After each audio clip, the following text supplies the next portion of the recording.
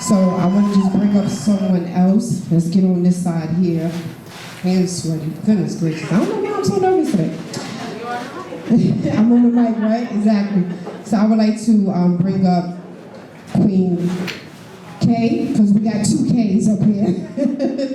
Queen Catherine, I would like you to tell your story, please. Thank you. I had my first child. He's here. I wanted him to leave because I didn't want him to see me break down. I talk to my youth right now because domestic violence is about starting out as a whisper.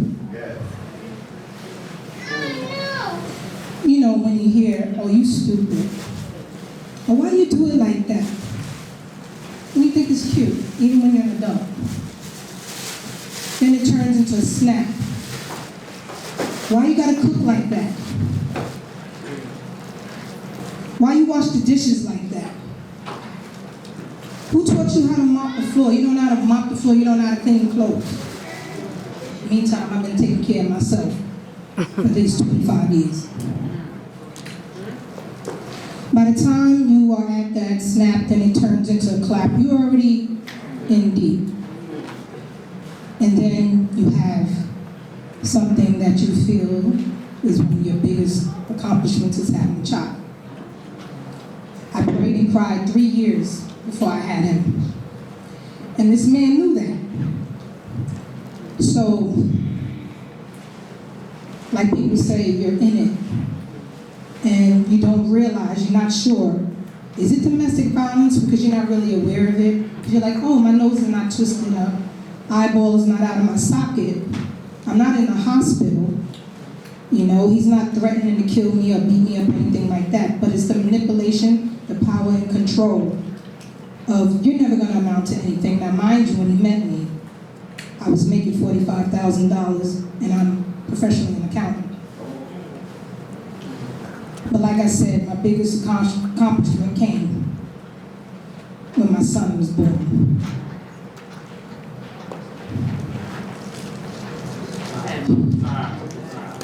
Okay.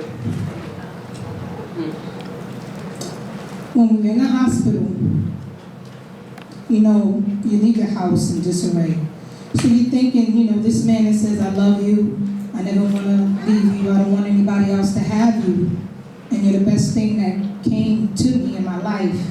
He's home cleaning the house, making sure the baby has things that, you know, he needs. Now in the meantime, you're supposed to have the support of what? Family? Once they saw who he was, what he was doing, because ain't nobody really stupid. It was like, the support wasn't there, then it's like, you made your bed, you lie in it. And that's really hurtful. So you have that on your heart, your head, your spirit. And then now you have to deal with this man in your house that you pay for. You pay for everything. So you don't let one man live with you. And you have a creation. So I speak to my youth. My youth is 40 and under because I'm in my 50s now. It starts with that whisper when him calling you stupid, or you crazy, or you don't know what you're talking about. Stand in your worth. Yes. Get active with the community. We're here, right here. This is community. We don't always agree with one another, Harlem. But we're here to support Shanice, and we are phenomenal women. And also the men up here too, and the men in the room. Appreciate you. Yes. What to do, like I said, I thought domestic violence is when you end up in a hospital with a broken leg, nose, eyeballs out your socket, broken ribs. I didn't know it was spiritually, verbal, emotional, psychological, everything that I went through. And when I saw it trickling down to my son, I made a move.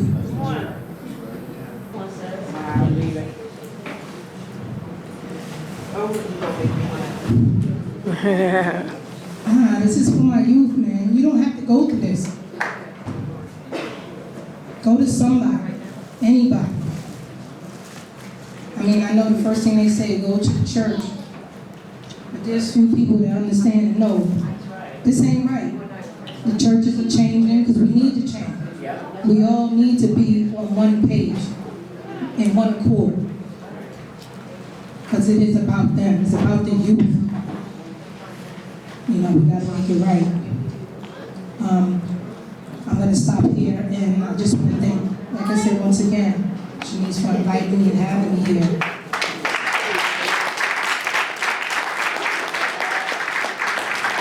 Give yourselves an applause for taking the time to be here today. This is such an important issue. It's so critical in our community right now. The needle is not moving fast enough. The numbers are too high. Yes. And I can really identify and relate to the village healing itself. Yes, yes. This has been existing in families, in churches, thank you for sharing, in mosques, in schools, in everywhere. But our silence is what continues to let this problem grow. So we all have to speak out. It's all of our problems. It's not the other person's problem. It belongs to everybody. I thank you, Shanice. Shanice is a part of a round table that I'm having tomorrow, that we're having tomorrow. We have an all-men round table to discuss this, a safe environment. People can speak freely, and an all-women's round table at the same time. And at the end, we're all going to come together for the purpose of coming up with some specific triggers and solutions that we can present to the legislature next week at the Black Caucus meeting in Albany. We need funding. We need to have programs that are specific and that are targeted for our communities and our culture. There's a problem across the board, but there are some very specific things that are happening in our communities that we need to have addressed that don't necessarily get addressed by the big organizations and the outside organizations that are not as familiar with our community. So I'm very inspired and very encouraged by what I'm hearing here today. I know that other people will find strength in your stories. I certainly have, just sitting here myself. And I want this to continue, and I want to do everything I can to help and promote what you're doing. Thank you. Thank you. But you're not going to help Now, this little snippet I want to read to you real quick, and then I'm going to tell you my story. Okay, this snippet says, I'll never forget the day of your very first hit. Daddy overpowered you and threw you around like trash. He told me if I say anything else, the next time it'd be my ass. I watched in dismay as Daddy beat you just because he didn't like the words you would say. I stared and I was shocked as Mama's lifeless body hit the floor. Then I remembered where it was stored. I said, this thing ain't never ever gonna happen anymore. So I reached for it and I aimed straight at Daddy's head. It went off like an explosion, like it went through Daddy's head. It said, my light flashed before me as he laid on the floor dead. This story is not a story to be stored in the bookshelf, but it's a message to you women. It's a message. No, this story is not to be stored like a book on the shelf. The message is, women, watch what you say, and men, keep your goddamn hands to yourself. And it says, this is a fictional story, and it's very full of disgust, but no child should grow up lifeless. Okay, so the reason why I wrote that story real quick, one time I was reading the newspaper, the man was beating his wife, man. He just kept beating his wife. He had so much fun beating his wife. One day she finally got tired, she pulled the gun, and she shot him in the head, and she did 20 years. So, now, let me tell you about my story. My story is really, really, really strange. And understand when I smile, because the reason why I smile is a God-conquering story. So one day I'm at home, my lady, just relaxing, enjoying myself, and I get a call from my son. My son says that my ex, who married some guy who she didn't know anything about, maybe she married him because she couldn't have me, but anyway, she married him they had a dispute. He said he was coming over here to get his stuff, and he was coming over with mean intentions. So I didn't have any beef with the guy. I met the guy a couple of times. Never knew it was a problem. I had no idea it was a problem. So I had just twisted my ankle. So the guy comes, he gets out of the car, and I have a cane, and he has a bat. So he comes with the bat, and he stops right there in front of me, and I stand there with my cane, and I look at him, and I say, come on, bro. What's going on, man? You know, this ain't nothing going on. He said, I don't have any problems with you. I never have any problems with you. And then he went, and he turned around and took the baseball bat and hit my son upside the head with the bat. So I got in the middle, still being a parent, being defending my kid. So next thing you know, well, I can just tell you what the video showed. I was thinking something else. The video showed that I'm separating them, but all of a sudden, my son kind of disappeared. I didn't know where my son disappeared, but I looked over to the right, and I saw my children's mother and my other son fighting 5 people. So I'm still trying to figure out, so when I turned around, the bat caught me.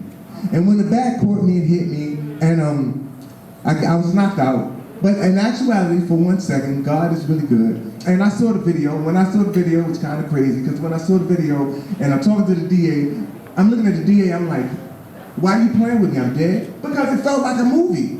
So when I get up, I commence to fighting this guy, but I'm hearing a lot of noise. It's still one-on-one with this, and next thing you know, I feel another bat hit me upside the head, and it's just so much going on. So I finally got my bearings together, and when I got my bearings together, I ran to, this guy walks up to me out of nowhere. This is basically the hardest thing I remember, and he punches me in the face. And when he punched me in the face, I felt like I couldn't feel the side of my face anymore. I really couldn't feel the side of my face anymore. I went to my car, I got all my instruments to help me out. I finally was able to yell, all my kids stood behind me, and then they started yelling I had a gun, but I had a club with me, and this was it. So I looked at these people, and I said, all right, you killed me, so now I'm killing you, right? So next thing you know, the police came, good old police come with their guns out, and blood dripping down my face, and they pulled their guns out on me and started grabbing my kids. We finally was able to get this all cleared up, everything. They put me in an ambulance. I received, my eye socket was broken 2 places. I almost lost my right eye. I mean, you talk about looking literally like a fish. It was great, everything. My jaw, I said my eye socket broke 2 places. My jaw was broken 2 places. I was stabbed in the arm, and I got a beautiful cut across my face right here. This bruh, he know, because my intentions were, as soon as I got in the ambulance, let me just tell you, I got in the ambulance, still me, just like I am now. The ambulance people like, oh my God, you know, I said, look, this is the guy, everything pointed, everything. Got in the ambulance, first thing I said was, damn, I'm hurt. I got on my cell phone and I called my mama. I said, look, mama, y'all be good to your mamas, right? I said, Mom, I said, I just had a serious fight with my kid's husband. I said, she said, oh my God, all I can tell you is I did everything you said, you told me to. You said don't start nothing, don't get in nothing. I told you if God forbid if I'm in an ambulance or in the morgue or in prison, you can guarantee that I tried to help somebody or whatever. And I said, don't come to the hospital. When I get to the hospital, I can hear them yelling, trauma, trauma, trauma, cut his shirt. I'm like, you ain't cutting my Gucci shirt. Went in, like I said, x-ray the stitches, right? I'm sorry, it's kind of funny real quick, but the stitches, when they came in, I could hear everything for some odd reason. I mean, I see everything, hear everything. I hear the doctors like, ah, damn, we get ready to get off. It's 5:25. Like, oh man. So they get in, they start talking to me, and they're like, wait a minute. Before I know it, they're stitching me up. So the head doctor comes in and says, who stitched you up? I said, the nurses. He said, they did such a great job. Now I can hear the nurses saying, we're not leaving this guy until we're sure everything is good. So everything was blessed. But when I was in the ambulance, first thing I looked up and I said, God, I'm leaving this in your hands. I said, the reason why I'm leaving this in your hands because everybody that's involved in this should die. And they would die. And that's how much faith I had. Not to sound like I said, God, every step from here on, I'm leaving it in your hands. So the reason why I'm saying this to you is, So during the court proceedings and everything, the lawyer's sitting down telling me everything. What's going on is my kid's mom was getting abused for several months and she never told nobody. So that day he came, he was only coming to do what he felt he could do because he was doing it so long. My kid's mom was very upset because I got hurt. I saved my sons. They only had a knot on their head. And reason why I'm telling you domestic violence is a difference. It's different to everybody because it was considered domestic violence. And you can give me a round of applause for surviving and not that mad. However, if my children's mom would have at least mentioned it to my kids because they're 18 and 19, they would have been able to protect her. We would have been preventative. We had no idea this guy came with 10 guys to kill my whole family. And I just went out there just a minute. So I went to the doctor. It's another, got to tell you about the miracle. Went to the doctor, they gave me that emergency operation, everything. Police was making jokes, went to the doctor. I'm sitting in the emergency room, the dental emergency room, and the dentist walks in and he's very upset. He's like, look, I keep telling these people when they have serious breaks in their jaw that they need to show up to the doctor's appointment. And the doctor said, the other lady said, what are you talking about? I said, Mr. Green, he didn't show up. She's like, you talking about Mr. Green who had the 2 fractures and everything? I was like, yeah. He said, he's sitting right there. And the doctor looked at me and he said, miracle. Because when I went into the operation, my jaw was separated like this. I'm talking like my jaw was so separated that it literally was like this. So they had already told me, there's the plates. They put the plates down, everything on the table, told me, I was like, I'm gonna be bionic in the whole 9 yards. As soon as I wake up from the recovery, the first thing I looked at the guy, I said, am I gonna ring when I go to the airport? And he said, no. He said, why? He said, because it's a miracle. I said, why? He said, because you put your jaws together, you put my jaw together, and it went perfectly like that. So last but not least, all I'm trying to tell y'all is domestic violence, please, don't be afraid to tell someone, but tell them in a positive manner to make the situation better. Don't make it vigilant, because vigilance-wise, meaning I would not be here today talking to you, saying to you, and by the blessings of God, looking as ugly as I did before I got hit with that baseball bat, because God has prepared me and sustained me, and I just want to say amen, and I love all of y'all.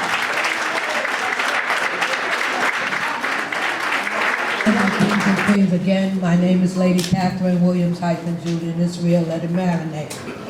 I say that because a lot of people ask, how did you get that name? I wasn't born with it, I grew into it. I grew up in a household that was domestic violence, and I had no idea that domestic violence was wrong. When it entered my marriage, I was a young bride of 16 at a shotgun wedding. When it entered my marriage, I had no idea what my husband was doing to me was wrong. We were married for 18 years. 12 of those years, I endured sexual abuse, psychological abuse, financial abuse, verbal abuse, and he used to do things that make me feel less than. And he also was brainwashing me to think the way he wanted me to think, to dress the way he thought I should dress, and to speak the way he told me to speak. This man was my first love. He meant everything to me. To me, he was the most important thing in my life. I thought I had no value without this man. Our first child was not able to understand or comprehend what her dad was doing to her mom. By the time we had our third child, I was older, and I started to notice that the behavior became more frequent, more volatile, and more brutal. And one day he told me, I asked him, this is not working. I think we should get a divorce. He immediately grabbed me by my throat and made it crystal clear. The only way you're gonna leave this marriage is in a body bag. So if you mention that again, just kill yourself. I spent so much time trying to please this man, not so he wouldn't hit me, so he wouldn't call me ugly names, so he wouldn't be abusive to me. But then in the end, it just seemed that the only way he could feel empowered was to oppress me. And then it got to a point where some of the things that he brainwashed me with, I began to believe. So like I said, the violence became more brutal. The sexual assault, I never understood or knew that a husband could rape his wife. I thought it was my duty to do as he suggested, when he suggested it, how he suggested it, and not have any problem with that. However, on Wednesday, September 24th, 1997, I walked into my home. My husband immediately grabbed me by my throat, began to choke me. He is a man I've known all my life. I looked in his eyes and saw a complete stranger. He informed me today was the day he was going to kill me. Something inside of me, I give an honor to God because I know it had to be him, said, listen, he's not playing. You need to fight back. In the interim of that, unfortunately, I took his life. It was never my intention, but that was the outcome. I served 10 years incarcerated for defending myself because in the state of New York, the self-defense law has mitigated circumstances. What that means, you have to be damn near, you have to be almost dead to say you were defending yourself. Not to mention, I had 75 injuries. I had deep, dark, purple handprints around my neck, 2 hands. And the prosecutor tried to imply to the grand jury I injured myself. I choked myself because I wanted to prove I was being abused. However, the first grand jury didn't find some of the evidence they showed was very conflicting with what had happened. They videotaped it, but they never presented it into evidence. By the time I got to the second grand jury, I had already served 3 years. Then I was sentenced 5 years for manslaughter because I took the plea because, first of all, I had to accept the fact I did take his life. Although it was not intentional, it's still a person lost their life. One thing that devastated me the most while I was incarcerated, within 90 days, I lost my parental rights. I lost my kids at the age of 3, 9, and 10 years old. When I returned back into their life, they were 13, 19, and 20. And our family, we were like strangers. They didn't know me, and I didn't know them. It was at this point, the only thing I could do was try to put myself back together the best I can. The first thing I did was get mental health services. Because while I was incarcerated, I was placed in solitary confinement, again, for defending myself. And I was there to the point where I was diagnosed with PTSD, which is post-traumatic stress disorder. At first, I refused that diagnosis because I thought PTSD meant someone that had been in a war or overseas. But post-traumatic stress disorder comes from someone that continuously is in a traumatic situation on a daily basis. Once I got more information and better understood why I received that diagnosis, I accepted it. I got into mental health services, I got therapy, counseling, and I opted out for psychotropic medication. Because the first medication I was put on was lithium. I was not able to function. Then they tried trazodone. I was not able to comprehend things, very simple things. Then they tried Seroquel. With Seroquel, I felt so small I couldn't even leave my home. I was always in a panic attack. I told the doctor, the psychiatrist, I do not need any more medication. I just need to be able to tell somebody what happened to me while I was incarcerated. Because once being victimized at the hands of a loved one, and then being incarcerated and be re-victimized by the hands of strangers, that's the most devastating thing to have. Because for me, I was raped by 3 women, and I could not comprehend how could women be so vicious and cruel to another woman. But when you're in that environment, it's governed and it's controlled by violence. Violence begets violence. After my time was served, I came home. I had to start to put the pieces together and find out who is Lady Catherine. After about a year of contemplating what I'm going to do with myself, how am I going to make this work? How am I going to regain a life that I lost and will never be again? I started after a 25-year absence. I returned to college. I cried the first day because when you put numbers with letters, I was totally confused. That didn't work for me. I started crying. And God is good because the people in my class were much younger than me.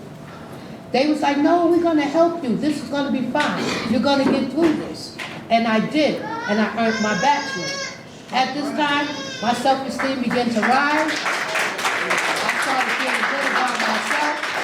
I started thinking I was all that, a bag of chips with a soda on the side with a cookie.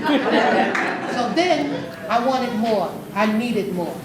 I started doing presentations and telling my story all around the state of New York, up in Albany, and I was able to obtain my master's. Once I obtained my master's, I felt like there was a purpose that I endured all this, survived, that I had to give back. And I chose to go inside the prisons. I visited Rikers, Rosen, Singer, the same facility that took a lot away from me. I was able to go back there and speak and help women. I visited Taconic, Bedford, all the facilities beyond where women were being held behind a wall and not given their rights. And I began to advocate for that so strongly that I pioneered a campaign to implement a law called the Domestic Violence Survivors Justice Act law.